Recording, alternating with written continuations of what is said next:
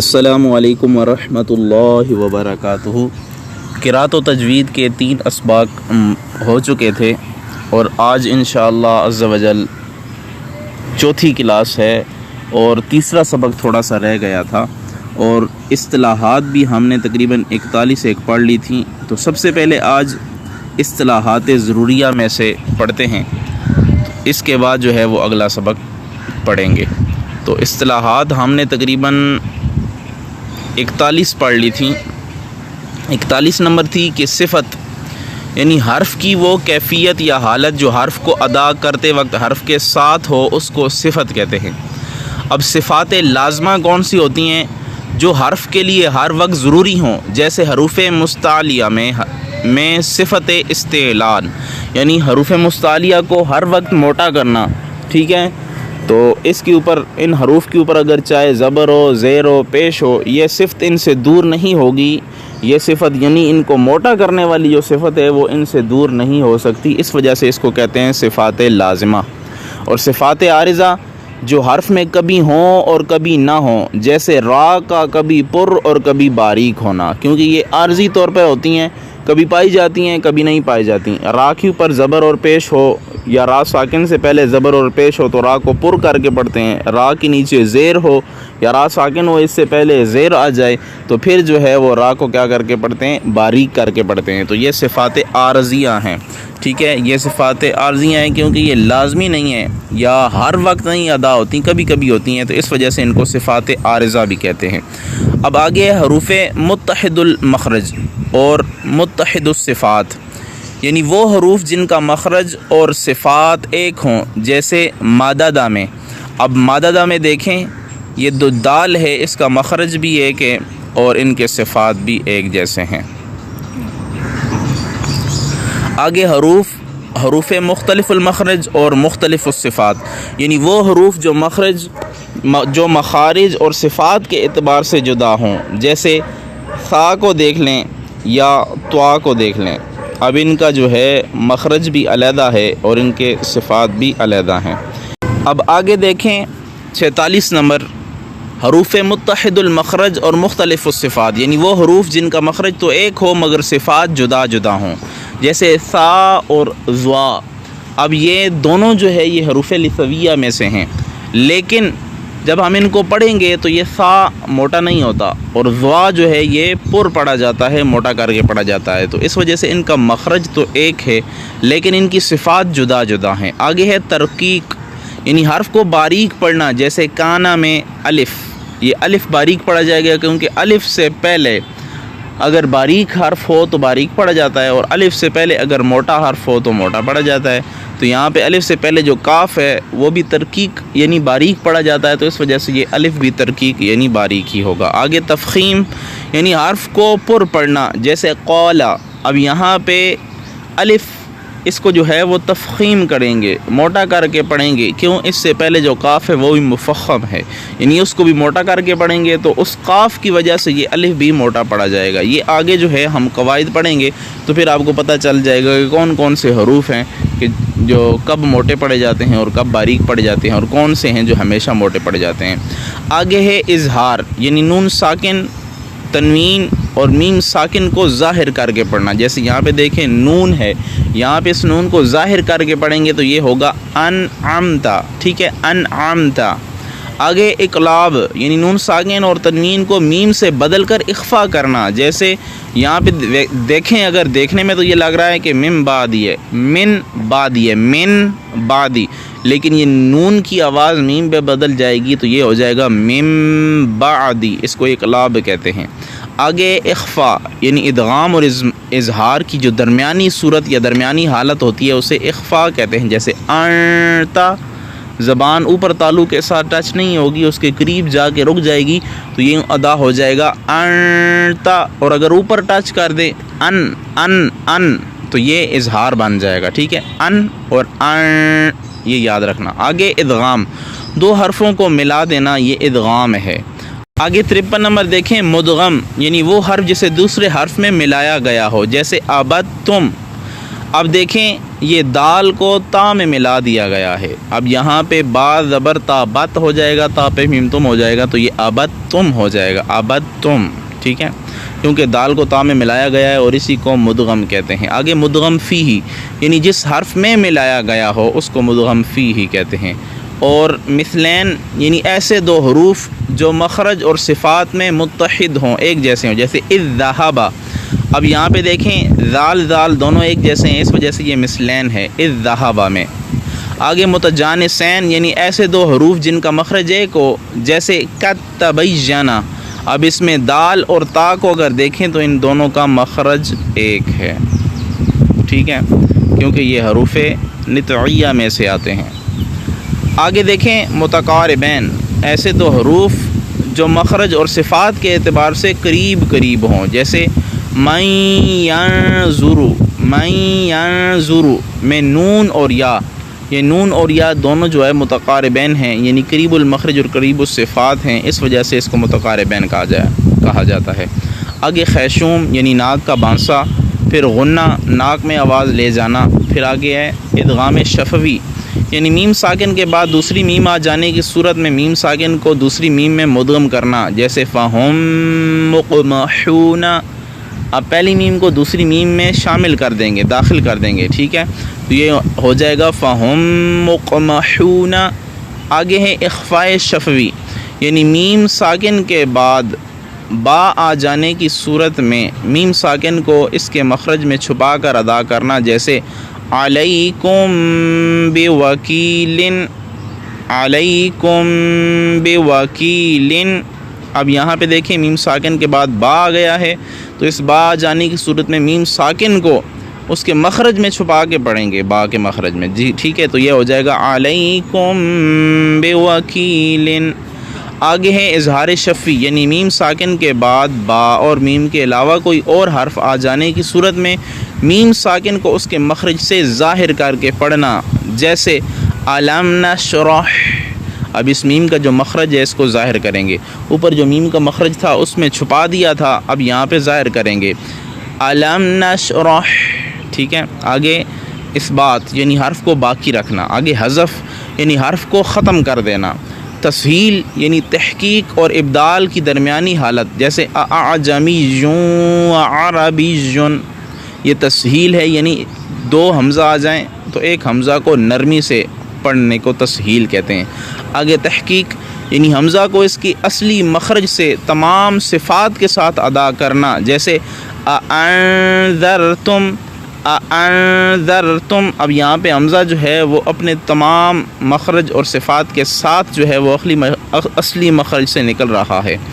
ابدال کسے کہتے ہیں؟ دوسرے حمزہ کو ماقبل حرکت کے موافق حرف مدہ سے بدلنا، جیسے یہاں پہ لکھا ہوا ہے اللہ، ٹھیک ہے، اللہ، اب یہاں پہ اس کو بدل دیں گے تو یہ ہو جائے گا اللہ، ٹھیک ہے، کیونکہ دوسرے حمزہ کو ماقبل حرف کے موافق حرف سے بدل دیا، تو زبر کا جو موافق حرف ہے وہ الف ہے، تو اس وجہ سے یہ پڑھا جائے گا اللہ، اللہ سے کیا بن جائے گا اللہ۔ آگے 68 نمبر دیکھیں امالہ، زبر کو زیر اقوار الف کو یا کی طرف مائل کر کے پڑھنا، ٹھیک ہے۔ اب اس کی مثال جیسے مجریہا، مجریہا، یہاں پہ انہوں نے مثال تو نہیں لکھی ہوئی لیکن یہی مثال اس کی بنتی ہے، ٹھیک ہے۔ اچھا، اب ہم نے یہ چند اصطلاحات پڑھ لی ہیں، اس کے علاوہ ہم پڑھ رہے تھے سبق نمبر 7 میں تعوذ اور تسمیہ کا بیان۔ اس میں ہم نے شروع میں 3 چیزیں پڑھی تھیں کہ ابتدائی قرات اور ابتدائی صورت، دوسری چیز تھی درمیانے قرات اور ابتدائی صورت۔ تو آج یہ دوسری صورت ہم جو ہے وہ شروع کریں گے کہ اگر ابتدائی صورت اور درمیانے تلاوت ہو تو اس کی بھی 4 صورتیں ہیں، اور ان میں سے 3 جائز ہیں اور ایک جو ہے وہ ناجائز ہے، یعنی درمیانے قرات اور ابتدائی صورت۔ تو سب سے پہلے جائز صورتیں کون سی ہیں؟ ایک ہے وصل کل، دوسری ہے فصل کل، اور تیسری ہے فصل اول اور وصل ثانی۔ اب اس کو ہم وضاحت سے دیکھتے ہیں۔ سب سے پہلے دیکھیں وصل کل یعنی سب کو ملا دینا، پچھلی صورت کی آخری آیت اور تسمیہ کو اگلی صورت کی پہلی آیت، ان تینوں کو ملا کر اگر ایک سانس میں پڑھا جائے تو اس کو وصل کل کہتے ہیں، اور یہ جائز صورت ہے۔ جیسے وَمِن شَرِّ حَاسِدٍ إِذَا حَسَدَ بِسْمِ اللَّهِ الرَّحْمَنِ الرَّحِيمِ قُلْ أَعُوذُ بِرَبِّ النَّاسِ، یہ وصل کل ہے۔ آگے دوسرا نمبر دیکھیں، فصل کل یعنی تمام کو جدا جدا کر کے پڑھنا۔ پچھلی صورت کی آخری آیت اور تسمیہ اور اگلی صورت کی پہلی آیت، ان تینوں کو علیحدہ علیحدہ پڑھنا، اس کو کہتے ہیں فصل کل۔ یعنی یہ دیکھیں، وَمِن شَرِّ حَاسِدٍ إِذَا حَسَدَ بِسْمِ اللَّهِ الرَّحْمَنِ الرَّحِيمِ قُلْ أَعُوذُ بِرَبِّ النَّاسِ۔ یہاں پہ انہوں نے اذا حسد، یہاں پہ جو ہے وہ انہوں نے آیت کا نشان نہیں دیا وقف تام کا، حالانکہ یہاں پہ وقف تام کا نشان انہیں دینا چاہیے تھا کیونکہ یہ فصل کل ہے، تو یہاں پہ لکھنے میں ان سے غلطی ہو گئی ہے۔ آگے تیسری صورت دیکھیں، فصل اول اور وصل ثانی، یعنی پہلے کو جدا کرنا اور دوسرے کو ملانا۔ یعنی پہلی صورت کی آخری آیت کو جدا، تسمیہ اور دوسری صورت کی پہلی آیت کو ملا کر ایک سانس میں پڑھنا، یہ بھی جائز ہے۔ جیسے وَمِن شَرِّ حَاسِدٍ إِذَا حَسَدَ بِسْمِ اللَّهِ الرَّحْمَنِ الرَّحِيمِ قُلْ أَعُوذُ بِرَبِّ النَّاسِ۔ یہاں پہ حسد پہ پھر انہیں وقف تام کی علامت دینی چاہیے تھی، آیت کی علامت جو انہوں نے نہیں دی، کیونکہ یہ فصل اول پہلے کو جدا کرنا ہے اور دوسرے دونوں کو ملانا ہے، تو یہاں پہ دوسرے دونوں کو ملانا ہے۔ بسم اللہ اور قل اعوذ برب الناس، ان دونوں کو ایک سانس میں پڑھنا ہے، اور ومن شر حاسد اذا حسد، اس کو پچھلے سانس میں ہی پڑھنا ہے، ٹھیک ہے۔ اب اس کے بعد دیکھیں ناجائز صورت۔ ناجائز صورت کون سی ہے؟ وصل اول اور فصل ثانی۔ وصل اول اور فصل ثانی یعنی پہلے کو ملانا اور دوسرے کو جدا کرنا۔ سورت کی آخری آیت اور تسمیہ کو ملا کر ایک ہی سانس میں پڑھنا اور اگلی سورت کی پہلی آیت کو جدا کرنا، یعنی الگ سانس میں پڑھنا۔ جیسے وَمِن شَرِّ حَاسِدٍ إِذَا حَسَدَ بِسْمِ اللَّهِ الرَّحْمَنِ الرَّحِيمِ قُلْ أَعُوذُ بِرَبِّ النَّاسِ۔ تو یہ صورت جائز نہیں ہے۔ عدم جواز کی وجہ کیا ہے؟ اس کے ناجائز ہونے کی کیا وجہ ہے؟ یہ صورت ناجائز ہے، اس کی وجہ یہ ہے کہ بسم اللہ کا تعلق اور محل یعنی پڑھنے کی جگہ ابتدائی صورت ہے، یعنی صورت کی ابتدا میں ہے، اور بسم اللہ کو پچھلی صورت سے ملانا اور اگلی صورت کو جدا کر کے پڑھنے سے بسم اللہ کا تعلق اور محل بدل جائے گا، یعنی اس کا تعلق پچھلی صورت سے ہو جائے گا، اس لیے یہ صورت ناجائز ہے، یعنی اہل فن کے نزدیک ایسا کرنا درست نہیں ہے۔ اب یہاں پہ یہ جو دوسری صورت تھی یعنی درمیانے قرات اور ابتدائی صورت، اس کا نقشہ بھی دیا گیا ہے کہ یہ دیکھیں پہلی تین صورتیں جائز جائز جائز، اور تیسری صورت یعنی وصل اول اور فصل ثانی یہ ناجائز ہے۔ اب آخری صورت آ گئی ہے کہ درمیانے تلاوت اور سورہ توبہ شروع کرنے کی صورتیں۔ تو دیکھیں سورۃ الانفال یا کسی صورت کو ختم کر کے جب سورہ توبہ شروع کی جائے تو تین جائز وجہیں بنتی ہیں، ایک وقف، دوسرا وصل اور تیسرا سکتہ۔ وقف یعنی آپ وہاں پہ سانس لے لیں، جیسے ان اللہ بکل شیء علیم براءۃ من اللہ، یہ وقف ہے۔ وصل یعنی ملا کے پڑھ دینا، جیسے ان اللہ بکل شیء علیم براءۃ من اللہ، یہ وصل ہے۔ تیسرا سکتہ، جیسے ان اللہ بکل شیء علیم براءۃ من اللہ۔ اچھا، وقف اور سکتے میں فرق، وقف میں اور سکتے میں فرق یہ ہے کہ وقف کی صورت میں آپ ان دونوں آیتوں کے درمیان سانس لے لیں گے، سکتے میں سانس نہیں لیں گے، آواز روک کے تھوڑی دیر سانس بیچ میں نہیں لیں گے، ٹھیک ہے۔ اب یہاں پہ تیسری صورت آ گئی ہے، وہ دیکھیں تیسری صورت اور اس کا حکم۔ اگر ابتدائے تلاوت اور درمیانے صورت سے ہو تو تعوذ پڑھنا ضروری یعنی مستحب ہے۔ اور تسمیہ چاہیں پڑھیں یا نہ پڑھیں۔ اگر تسمیہ پڑھی جائے تو اس کی بھی 4 صورتیں ہیں، جن میں سے 2 جائز اور 2 ناجائز ہیں۔ ان کی تفصیل بھی آئیں دیکھتے ہیں۔ جائز صورتیں کون سی ہیں؟ وصل کل اور وصل اول اور فصل ثانی۔ اور ناجائز صورتیں کون سی ہیں؟ وصل کل اور فصل اول اور وصل ثانی۔ اب آئیں یہ جو جائز صورتیں ہیں ان کی تفصیل دیکھتے ہیں۔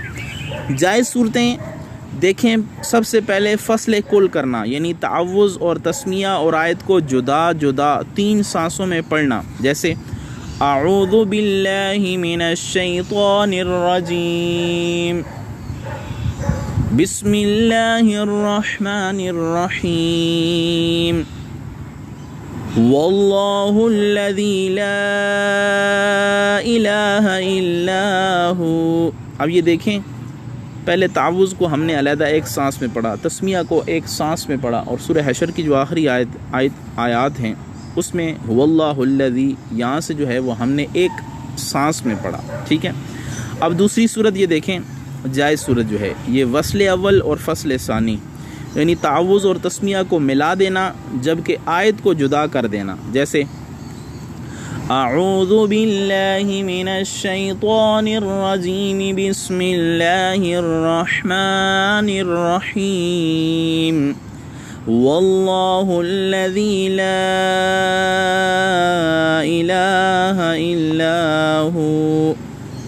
تو یہ یہاں پہ دیکھیں، تعوذ اور تسمیہ کو ہم نے ملایا اور اگلی جو آیت تھی اس کو ہم نے علیحدہ سے شروع کیا، تو یہ وصل اول اور فصل ثانی ہیں، تو یہ دونوں صورتیں جائز ہیں۔ اب ناجائز ہونے کی جو صورتیں ہیں اس کی وجہ دیکھیں، اس کی تفصیل دیکھیں۔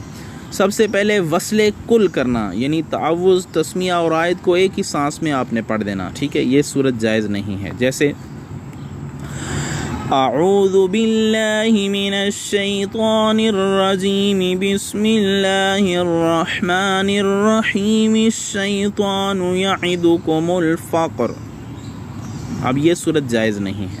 دوسری کون سی صورت ہے؟ اس کے عدم جواز کی ہم وجہ بھی بیان کریں گے۔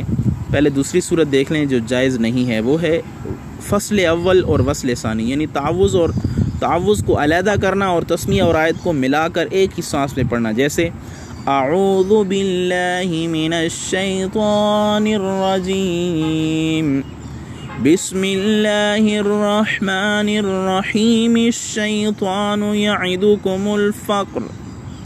اب عدم جواز کی کیا وجہ ہے؟ ملانے سے یہاں پہ یہ احتمال ہوتا ہے کہ کہیں اللہ عز و جل کے نام کے ساتھ کسی ایسی چیز کا ذکر نہ آ جائے جس کا اللہ عز و جل کے نام کے ساتھ ذکر کرنا بے ادبی ہے، جیسے کہ اوپر والی مثال سے ظاہر ہے کہ وہاں پہ رحمان اور رحیم اللہ تعالیٰ کا نام ہے اور ساتھ اللہ تعالیٰ کی 2 صفات ہیں، الرحمن اور رحیم، اور آگے شیطان کا نام آ گیا ہے، تو اس وجہ سے یہاں پہ بے ادبی، اللہ تعالیٰ کے نام کے بے ادبی ہونے کی وجہ سے ہم نے اس کو جو ہے وہ جدا کرنا ہے، یہ ملا کر جائز نہیں ہے۔ تو ناجائز ہونے کی ایک وجہ یہ بھی ہے کہ ملانے سے کہیں معنوی خرابی لازم نہ آ جائے، یعنی ایک تو صورت یہ ہے کہ اللہ تعالیٰ کے نام کی اور صفاتی نام کی بے ادبی نہ ہو جائے، دوسری صورت یہ ہے کہ معنوی خرابی پیدا نہ ہو جائے، اس وجہ سے ان دونوں صورتوں میں اس کو ملانا جائز نہیں ہے۔ اور اگر بسم اللہ شریف تلاوت کے دوران پڑھی نہ جائے تو اس کی 2 صورتیں ہیں، 2 صورتیں بنتی ہیں، ایک فصل اور دوسری وصل، یعنی اگر بسم اللہ نہ پڑھیں درمیان میں، ایک ہے اعوذ باللہ اور آیت کو جدا کر کے پڑھنا، جیسے اعوذ باللہ من الشیطان الرجیم، ان الذین کفروا۔ اب یہ اعوذ باللہ کو ہم نے پہلے ایک سانس سے پڑھا اور اگلی آیت کو ہم نے جو ہے وہ شروع کر دیا، ٹھیک ہے۔ اور دوسری صورت ہے وصل، یعنی تعوذ اور آیت کو ملا کر ایک ہی سانس میں پڑھنا، جیسے اعوذ باللہ من الشیطان الرجیم، ان الذین کفروا، وصل ہے۔ تو یہ دونوں صورتیں جو ہے اگر بیچ میں بسم اللہ نہ پڑھیں تو یہ دونوں صورتیں کر سکتے ہیں۔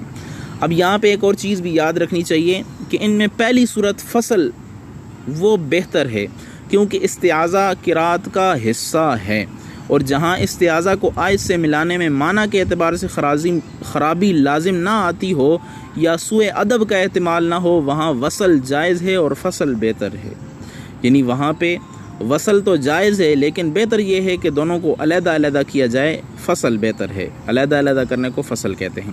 اور جہاں معنوی خرابی لازم آتی ہو، جیسے اعوذ باللہ من الشیطان الرجیم الیہ یرد علم الساعہ، یا آیت کے شروع میں اللہ عز و جل یا نبی کریم رؤوف الرحیم صلی اللہ تعالیٰ علیہ وآلہ وسلم کے ذاتی یا صفاتی ناموں میں سے کوئی نام ہو، جیسے اعوذ باللہ من الشیطان الرجیم الرحمن علی العرش استویٰ، تو یہاں پہ اگر ملا کے پڑھیں گے تو یہاں پہ ہو جائے گا من الشیطان الرجیم الرحمن علی، ٹھیک ہے؟